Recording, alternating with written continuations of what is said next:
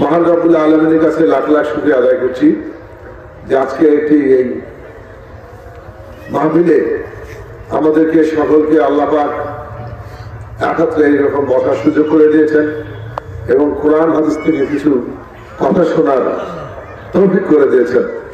সেই জন্য আল্লাহ পাকের কাছে আমরা লাখ লাখ শুকরিয়া আদায় করছি। এই মাসটি বিজয়ের মাস, ডিসেম্বর মাস। 1971 সালে 16 ডিসেম্বর আমাদের বিজয় অর্জিত হয়েছিল। কি বলেন? 30 লক্ষ শহীদের রক্তের মধ্য দিয়ে 2 লক্ষ মা-বোনের ইজ্জতের বিনিময়ে আমাদের দেশটি পেয়েছিলাম। আর সেই স্বাধীনতা যুদ্ধের ঘোষণা কে দিয়েছিলেন আপনারা জানেন? এই বগুড়ার কৃতি সন্তান, মহান স্বাধীনতা যুদ্ধের ঘোষক শহীদ রাষ্ট্রপতি জিয়া রহমান। তিনি তখন মেজর ছিলেন। যখন যাদের সেই স্বাধীনতা ঘোষণা করার কথা ছিল তারা কিন্তু পারে নাই। হাসিনা যখন আজকে পালাইছে ওই রকম তারা তখন আত্মসমর্পণ করছে, কেউ পালিয়েছে। এদেশের মানুষের উপর যখন পাক হানাদার বাহিনী সেই রাত্রে ঝাঁপিয়ে পড়লেন, নির্বিচার মানুষ হত্যা করা শুরু করলেন, তখন কিন্তু এই বগুড়ারই একজন অখ্যাত মেজর জিয়া রহমান তিনি নিজের জীবনকে উৎসর্গ করে দিয়ে তিনি সেদিন স্বাধীনতা যুদ্ধের ঘোষণা করেছিলেন এবং 30 লক্ষ লোক শহীদ হয়েছিলেন, 2 লক্ষ মা-বোন ইজ্জত দিয়েছিলেন। আজকে তাদের স্মরণ করি অগাস্ট বিপ্লবে যারা শহীদ হয়েছেন আরেকটি নতুন বাংলাদেশ বিনির্মাণে। সেখানে আবু সাইদ মুক্ত সহ যারা সেদিন শহীদ হয়েছেন তাদের কাছে স্মরণ করি। আল্লাহ পাক তাদের সকল শহীদকে জান্নাতুল ফেরদৌস দান করুন, সকলকে শহীদি মর্যাদা দান করুন। আজকে আমরা নতুন একটি বাংলাদেশে এসেছি যে আমরা ফ্যাসিস্ট হাসিনা সরকার এই ক্ষমতা দখলের পর থেকেই কিন্তু আমরা রাজপথে আন্দোলন করে যাচ্ছি। আমরা কেন আন্দোলন করেছি? এই যে আপনারা বললেন এখানে আমরা 90% মানুষ মুসলমান দেশে কোরআন হাদিসের কথা বলার জন্য পারমিশন নিতে হয়।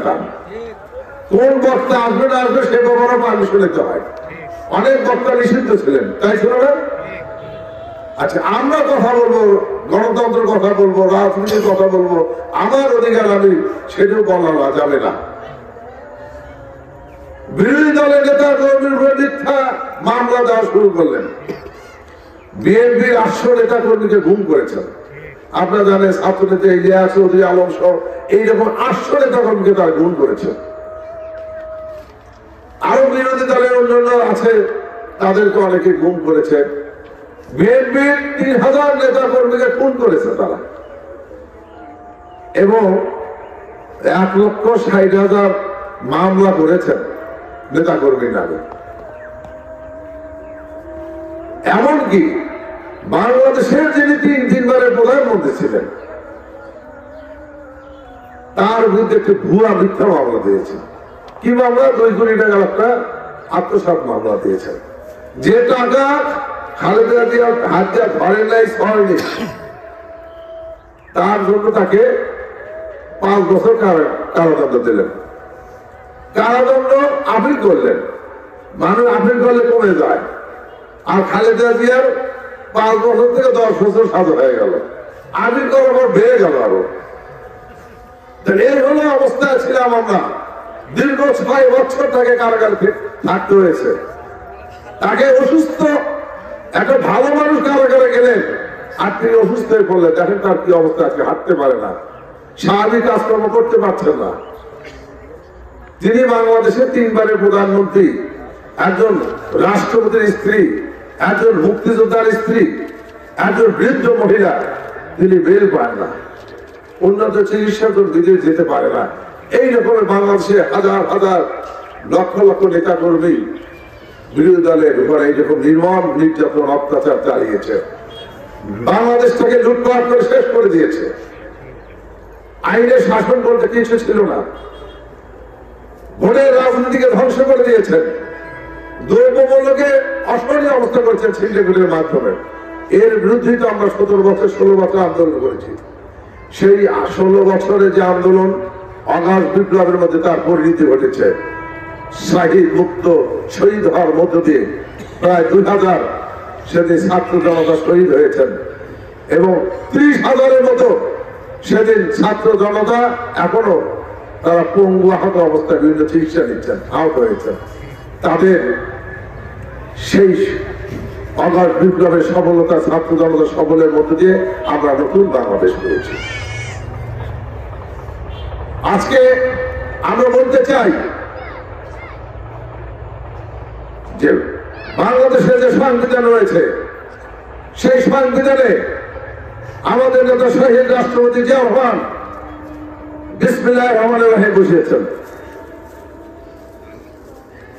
আমাদের নেতা শহীদ জিয়া রহমান এবং বেগম খালেদা জিয়া মাদ্রাসা শিক্ষাকে ব্যাপক প্রসারের জন্য বিভিন্ন কাজ করেছেন। মাদ্রাসা শিক্ষাকে তৃণমূল পর্যায়ে নিয়ে যাওয়ার জন্য কাজ করেছেন, মাদ্রাসা শিক্ষা বোর্ড করেছেন। আজকে আমরা বলতে চাই,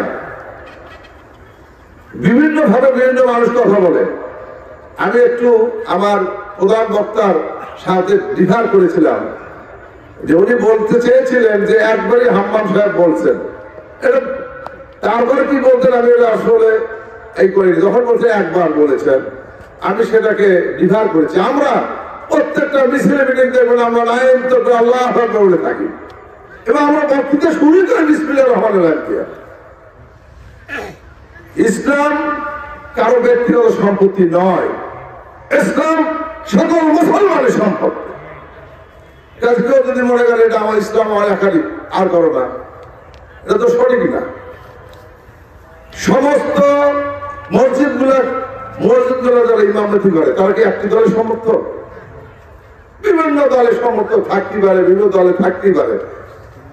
আজকে এই যে দেখেন আপনার তাবলীগ 2 গ্রুপ মারামারি করে 4 জন মারা গেলেন, প্রায় 1 শতাধিক আহত।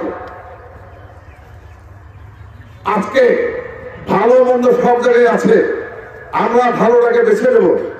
আমরা সঠিক তথ্য মানুষের কাছে উপস্থাপন করতে চাই এবং আমরা যখন পৃথিবীতে আল্লাহ পাক আমাদেরকে সৃষ্টি করে পাঠিয়েছেন, আমাদেরকে কি শুধু খাওয়ার ঘোরাফেরার জন্য পাঠিয়েছেন? আবার আল্লাহর ইবাদত বন্দী করার জন্য আমাদেরকে পাঠিয়েছেন। একজন মনিব যদি তার চাকর যদি মনিবের কাজটা ঠিক মতো করে, সেই মনিব অবশ্যই খুশি হয়। আল্লাহ পাক যে আমাদের পৃথিবীতে পাঠিয়েছে তার কাজ করার জন্য, সেই কাজ করতে তো আল্লাহ পাক অবশ্যই খুশি হবেন না? কাজ করলে খুশি হবেন? তাহলে আমাদের যে কাজগুলো দায়িত্বগুলো রয়েছে সেগুলো তো আমাদেরকে পালন করতে হবে। তাহলে আমাদের আজকে আমরা শেখ হাসিনাকে সরিয়েছি, ঠিকই আছে, শেখ হাসিনা পালিয়েছে সেটাও ঠিক আছে, কিন্তু শেখ হাসিনার দোষরও এখনো বাংলাদেশে আছে, এখনো কিন্তু বাংলাদেশে যারা আছে ঘাটতি পেরে রয়েছে, তাদের হাজার হাজার কোটি টাকা তাদের কাছে রয়েছে। আজকে শেখ হাসিনা পরাজিত হওয়ার পর, পলায়নের পর আমাদের প্রতিবেশী রাষ্ট্রটি খুশি হয়েছে না বেজার হয়েছে? বেজার হয়েছেন। আজকে এখনো তারা সেখান থেকে ষড়যন্ত্র করছে। 16ই ডিসেম্বর একটি বক্তৃতা রেখেছেন মোদী, তারা বলেছেন 16ই ডিসেম্বর নাকি তাদের ঐতিহাসিক বিষয়। বলেন, আমরা এদেশের সাধারণ মানুষ যুদ্ধ করলো, 30 লক্ষ শহীদ হলো, হ্যাঁ তারা আমাদের সহযোগিতা করেছে, তাদের কিভাবে ঐতিহাসিক বিজয় হয়? আজকে তারা এই দেশটাকে ভারতে একটা কলম যাচ্ছে, ভারতে একটা প্রদেশ হিসাবে তারা চালিয়ে চেয়েছিল, আর শেখ হাসিনা মুখ্যমন্ত্রী হিসেবে দায়িত্ব পালন করেছে, ভারতের কথায় চলেছে, ভারতের কথায় উঠেছে। আর আজকে আমরা বলতে চাই এই দেশ নিয়ে এখনো ষড়যন্ত্র চলছে। এই ষড়যন্ত্র মোকাবেলা আমাদের সকল শক্তিকে একত্রিত হয়ে লড়াই করতে হবে। আজকে যদি দেশের মধ্যে বিভাজন শুরু করে দেওয়া হয়, তাহলে পক্ষান্তরে ওই পূর্ব দেশ ভারত তারাই লাভবান হবে, আমরা লাভবান হতে পারবো না। আমাদের মধ্যে যদি কাদা ছড়াছড়ি করি, তাহলে কিন্তু তারাই লাভবান হবে। এই কথাটি মনে রাখতে হবে। আজান পড়ছে নামাজের সময়